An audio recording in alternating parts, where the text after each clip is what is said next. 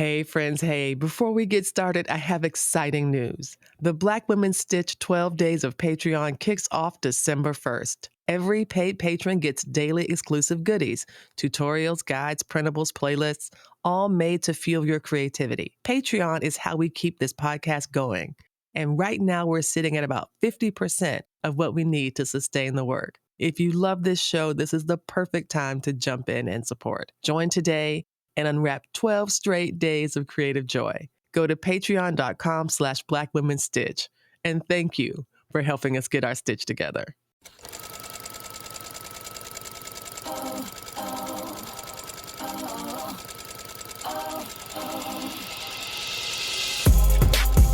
Hello, Stitchers. Welcome to Stitch Please, the official podcast of Black Women Stitch, the sewing group where Black Lives Matter. I'm your host, Lisa Woolfork. I'm a fourth-generation sewing enthusiast with more than 20 years of sewing experience. I am looking forward to today's conversation, so sit back, relax, and get ready to get your stitch together. Hey, friends. Hey, it's Lisa from Black Women Stitch and the Stitch Please podcast. And as I say every week, this is a very special episode because this episode is bringing you the only Larrie King that we recognize, and that is Mr. Larrie. That is right. Stay crafty. Mr. Larrie is in with us today. He is here. He is in his vibrant, gorgeous space. If you are a Patreon member, you get to see the video of this conversation. And, you get to see me and Mr. Larrie looking like crafting cousins. So yeah, it's so good to see you.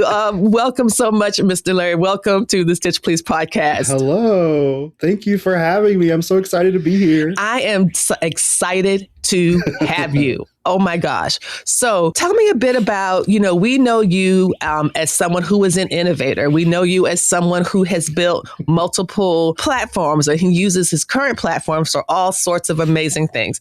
Tell me, how did crafting, art, creativity come into your life? How did Mr. Larrie become Mr. Larrie? Well, that is my whole story, really. I came from a family that was crafty. My mother used to take those those big, thick, heavy paint pens and make T-shirts. Yes, draw characters and fruits and vegetables and stuff. And so I grew up with that always around. And I just thought, this is a natural way for us to pass time and to enjoy each other. We were very poor. So we didn't have a lot to entertain ourselves with outside of our hands. Yes. And so we drew, colored, my brother and I used to draw tennis shoes a lot. Wow. Nikes and stuff. Yes. And eventually in school, I became that kid that's an artist, that artist kid or whatever. And then that sort of took me all the way through high school into college and theater and music and marching band and performance and every kind of artistic medium I could find, I would latch on to. And so when I started teaching arts and crafts camps for children, and then eventually for adults, and then eventually I was a real teacher and I was teaching at universities and things, but pandemic brought that to a pause. Yes. And Mr. Larrie sort of exploded out of that. It's just so interesting to think about the ways in which your just organic creativity led to a variety of opportunities. So you are someone who is teaching kids at a camp, and then you're teaching adults in the community, and then you're teaching at a university, and so it feels like you are moving from space to space to space, but also in reaching different audiences, your creative capacity is kind of growing. Do you recognize that? Is that an accurate description of how you would imagine your journey so far? Absolutely. I think most of the lessons I've learned in arts and crafts, in art, in visual design have come through necessity. I teaching a job that I was technically qualified for, but wasn't emotionally ready for, pushed me to get better and greater at that thing so that I could prove myself to myself. And then the next stage presented itself, and then there are new challenges. So every time I bet on myself and on my ability to grow and adapt and keep my ears and eyes open, it tends to pay off. It's been slow progress. Yes, but it has been. But I do see that movement happening. Absolutely. And it has been progress, and I think slow progress, fast progress is what we are, many of us are hoping for. I was so captivated by the idea you just shared of proving yourself to yourself. Because there are often, sometimes I can say, how about myself? Maybe I'm not so prone to this, but one might imagine that there are a lot of haters and doubters and people who, don't believe in you or whatever. And, I'll show them. I'll shut them up. I'll show them what I'm made of. And it seems like you have kind of sidestepped that I'll show them and transformed it into I'll show me. Is that accurate? Have you ever been someone who was like judging themselves by somebody else's standard or feeling this kind of external pressure to present yourself differently? What you just said gave me chills, actually, because I don't think I've ever been able to express what that is, that relationship I have with myself in terms of challenges. I have looked at other people my whole life as an example of what success can be. Growing up poor, growing up disenfranchised, and without oftentimes the things that we needed. I see that person over there has it. Why don't I have it? Maybe I'm missing something. Maybe I'm not trying hard enough. Maybe I'm not working hard enough. So I think it sort of stemmed from a place of not knowing that the reasons are not me. It's the system and the place that I'm in. Yes. But what happened sort of as a side effect was that it sort of instilled in me this drive that looks first at my own accomplishments and my own achievements and then says, how can I do better or more or bigger or more truthful, more honest to myself the next time? Because whoever is doing whatever over there, I can't control that. I can't affect that necessarily. That's right. And I could be bitter about it, but yes, after 40 years, it's not very productive. No. I'd rather look back at my own history and say, what can I do moving forward? And I think that's something that's incredibly powerful about what it means to have a creative life that also helps you establish a certain degree of self-sovereignty. Something that allows you to say, this is what I will stand for. Here are my boundaries and rules. Here are the things that I need, and I'll provide them in order to move forward. And so it does a great job of helping you not surrender your power to other people, and to fuel and to know that you have the capacity to fuel your dreams, that you getting here is not a fluke or an accident, that it is the product of trusting your dream, and I just think that is so, I think it is really beautiful, and it's been so exciting to watch. Absolutely. When you think about confidence and someone's sense of self and the security that they have in that, it can often go to this place that's not very attractive and not very warm to be around. And I think that it's a very fine line to be able to say, yes, I am good at this thing. Let me show that to the world and share with people that they can be good at that thing too, or good at another thing that they're passionate about. Someone's success doesn't necessarily threaten your own success, especially when you're carving your own path. Absolutely. And I don't know anybody else who does all this. So, I think the more people are complimentary of my uniqueness and what I do, the more it makes me believe in that, because I already kind of believe it because I'm putting it out there. Exactly. But then when it's yes, okay, cool. Maybe I am a little crazy, but people resonate with that. So that's okay. Right. And, or this idea that you have, what you do is you. It is only you, there's not going to be someone who is exactly like you or even close to it. And I think that's why it's so important. I think this is one of the failures, I believe, of having words like authentic become descriptors of a commodity. Yeah. Yeah. And this idea that, oh, you have to be authentic, and people like not knowing what that means and looks like, and taking seminars on how to be authentic, or here's a product for $19.99 that'll help you be authentic, when, Right.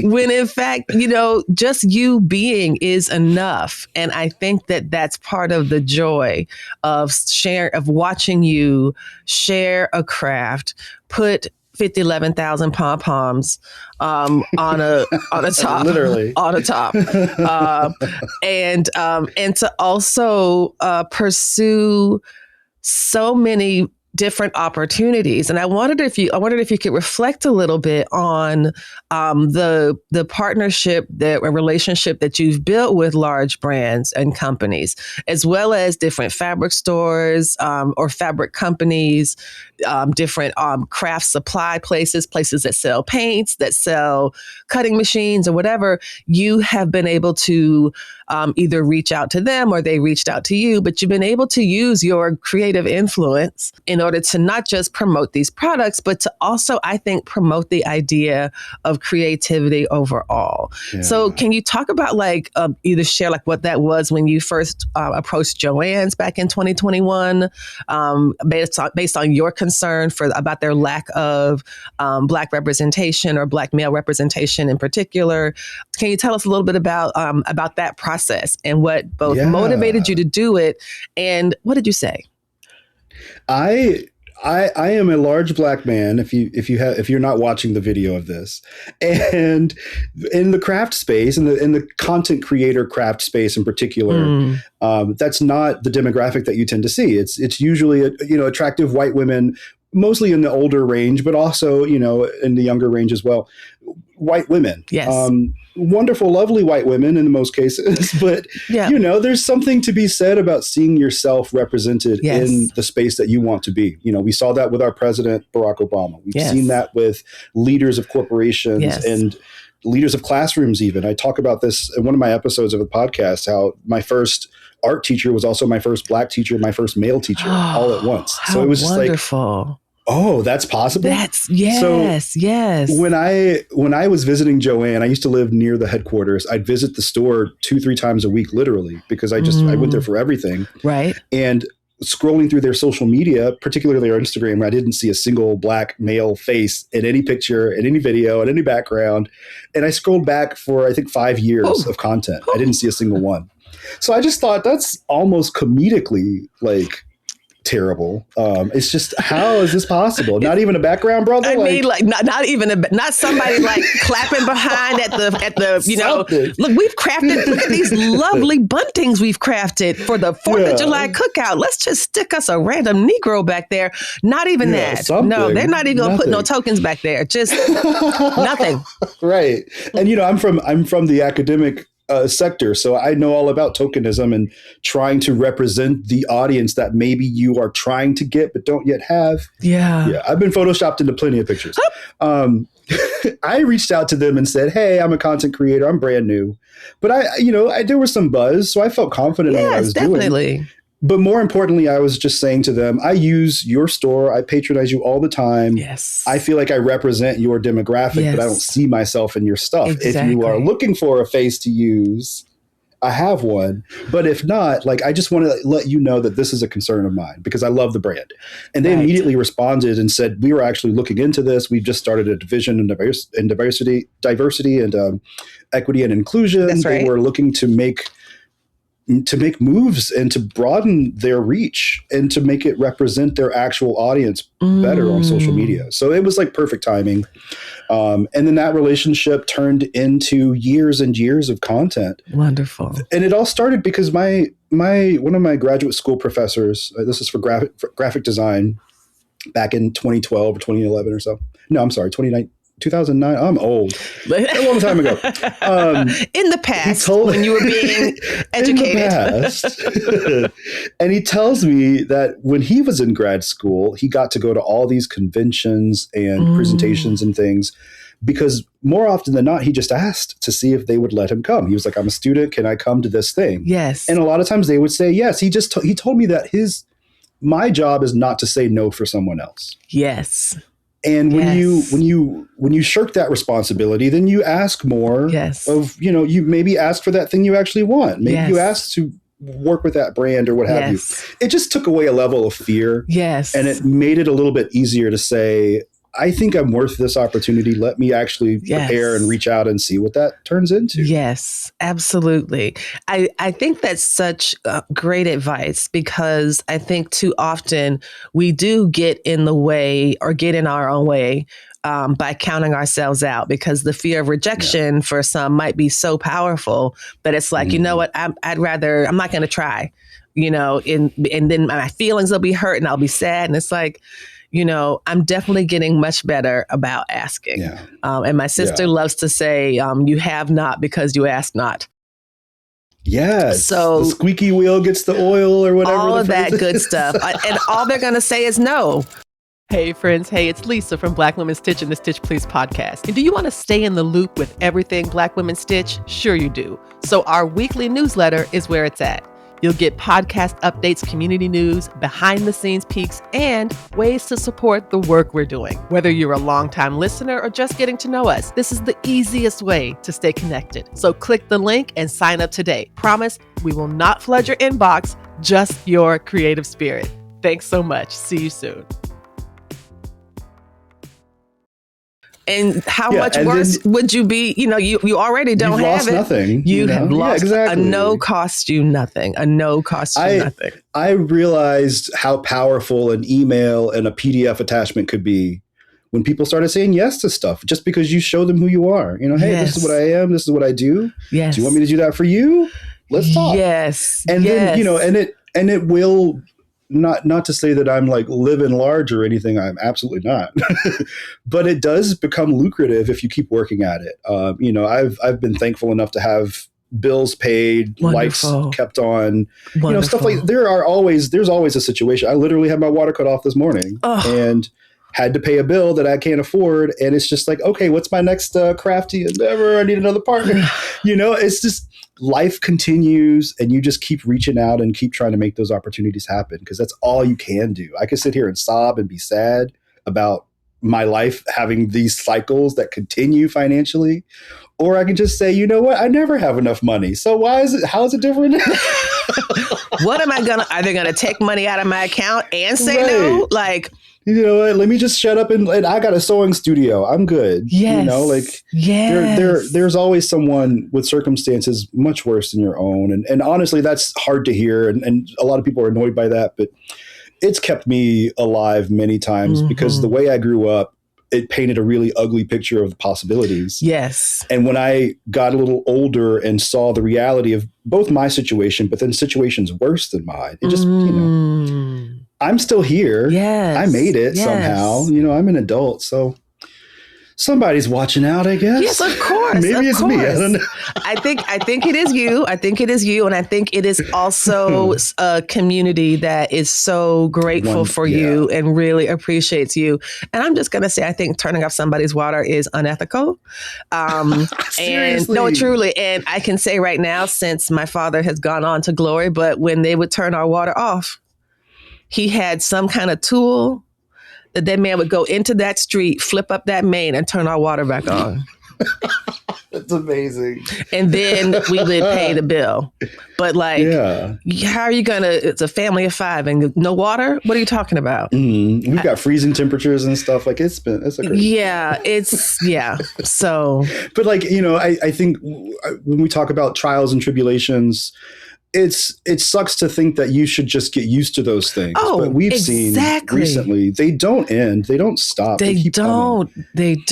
And the only thing you can change is how you respond to them. Exactly. And how you prepare for them. Exactly.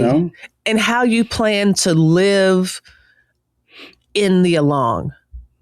Yeah. Live in that time. I think Ralph Ellison described it as living with your head in the lion's mouth, which is something that Black people have had to do ever since we got here. Literally. And this is one of the reasons why I love your Happy Again podcast, this micro podcast. It started in November, I believe. So it's a couple months old as of this recording. And it's a beautiful weekly show. And what I like about it, and what I like about you in general, is the way that you are unafraid to be your whole self, and you are unafraid to say the things that need to be said. And I think the thing that made this stand out for me was on a post you had recently, and things you were leaving behind in 2026 or 2025. Yes. And one of them was Black people who don't take photographs with other Black people. Yeah. And I was like, yeah, friend, I think I left them anti-Black blacks behind like way long ago, but tell me more. Who are they? I grew up very interested in language and the way that people spoke. And I was trying to sort of mirror what I thought success looked like. And as a poor Black kid from Louisiana, oftentimes all I saw on TV were successful white people. Mm-hmm. So, I probably picked up the way I speak from watching TV a lot and stuff like that. I broader view of everything than like a lot of my peers had. So I grew up all, called Oreo left and right. And just like not understanding that was a thing. Some people would see that I was very clearly gay, and then that was the reason why I wasn't Black enough, or because I spoke the way I spoke, I wasn't Black enough, or because my jeans were tight.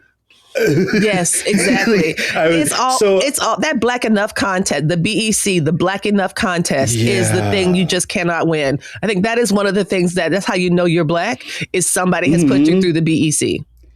Honestly. So when I moved to Ohio, I was content with myself, but there were a lot of police shootings happening and protests with Black Americans being killed by police officers and mishandled.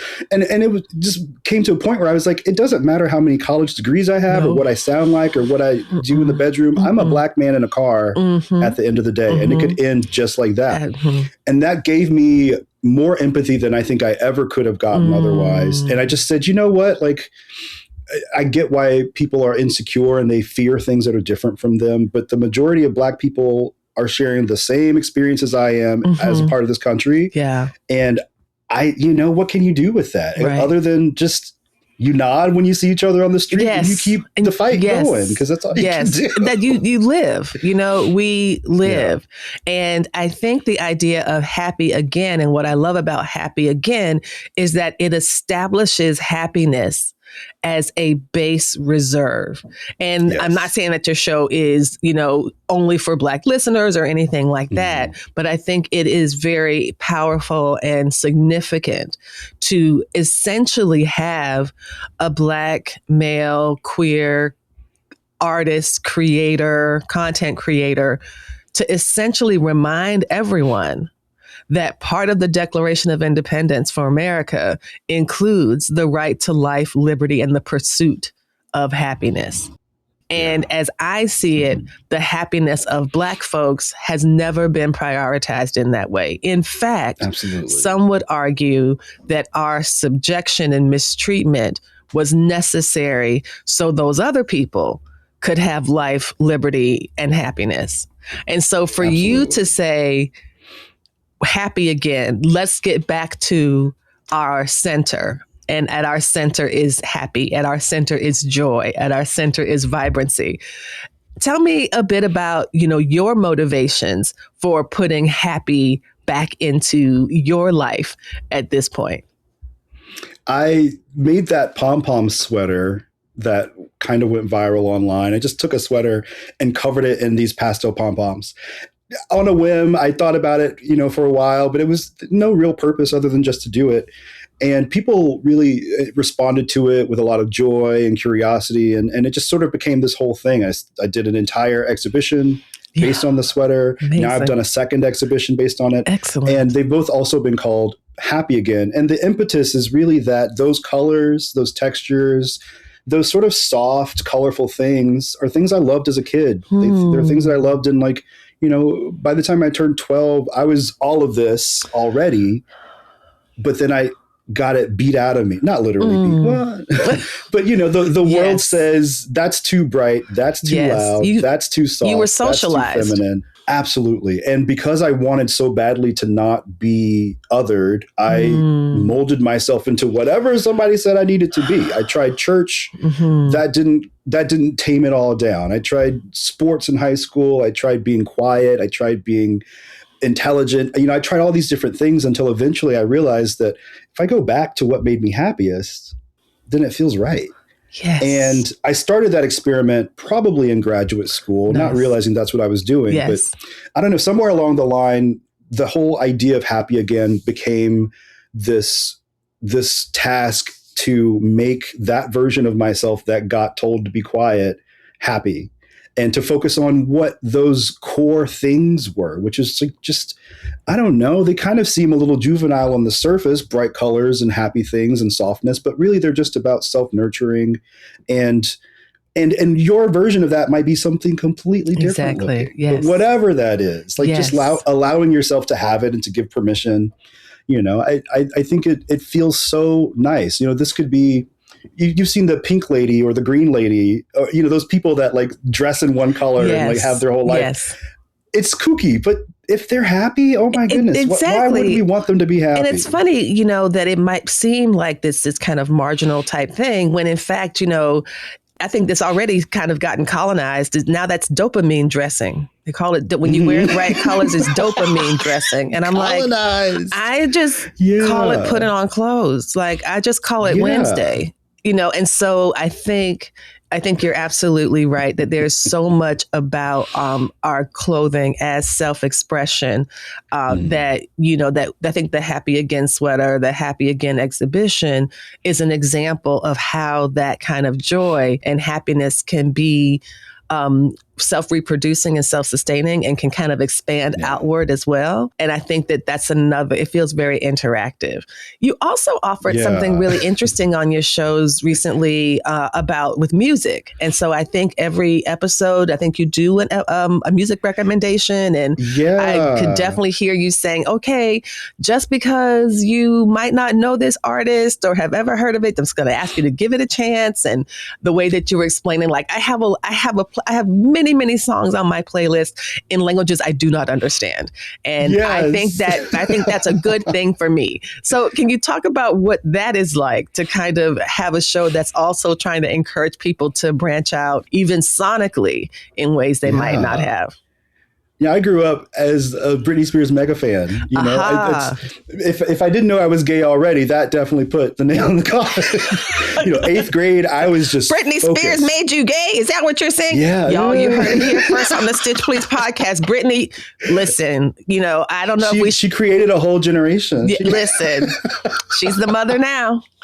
She is, and so like I there's a little bit of shame with the early bubblegum pop that people enjoyed, like me, and so I went through high school and college having to like defend my music taste, even as I was like expanding it crazily. Because I was interested in Christian and religious music. I was interested in Broadway and musicals and theatrical music. And I was also interested in historical music. I got big into like 40s and 50s stuff in high school. Wow. I've always kind of just been a magpie with music. Okay. And now as an adult, I recognize that that's not always the case for people. I definitely have stuff I don't prefer to listen to, but in general, I've collected like a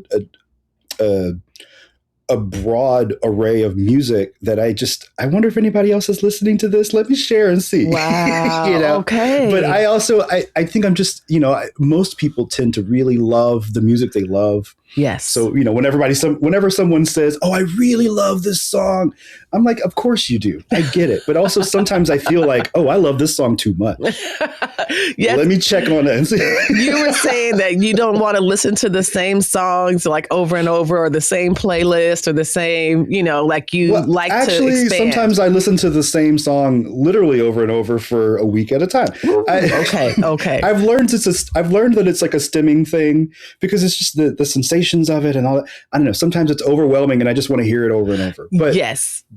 I do absolutely get bored with a playlist. I'm bored with one I have right now. I'm just like, okay, I love these songs, but I have to branch out. Yes. Before I get tired of these songs. And it feels like very much like and this seems like a great way to think about your creativity as a practice. It is something that is active. It is something that is always in flux. And so, you're not going to get stuck on, one thing for 8 months. Like you're not going to do that. Yeah, I can't do that. We are near the end of our time. And I have to ask you the question that I ask everyone on the Stitch Please podcast. Yes. And it is this: the slogan of the Stitch Please podcast is that we will help you get your stitch together. Mr. Larrie, what advice do you have for us to help us get our stitch together? This might seem real simple and basic, but iron your fabric. While you're working, after you're working, pressing your work along the way makes such a big difference. And I think people don't recognize that, especially when they're sewing garments and clothing and stuff.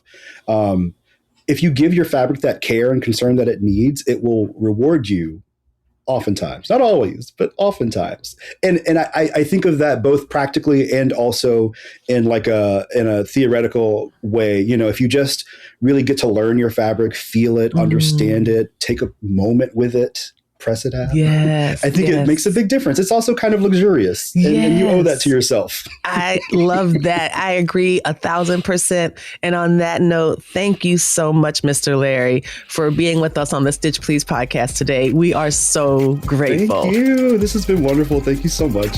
You've been listening to Stitch Please, the official podcast of Black Women Stitch, the sewing group where Black Lives Matter.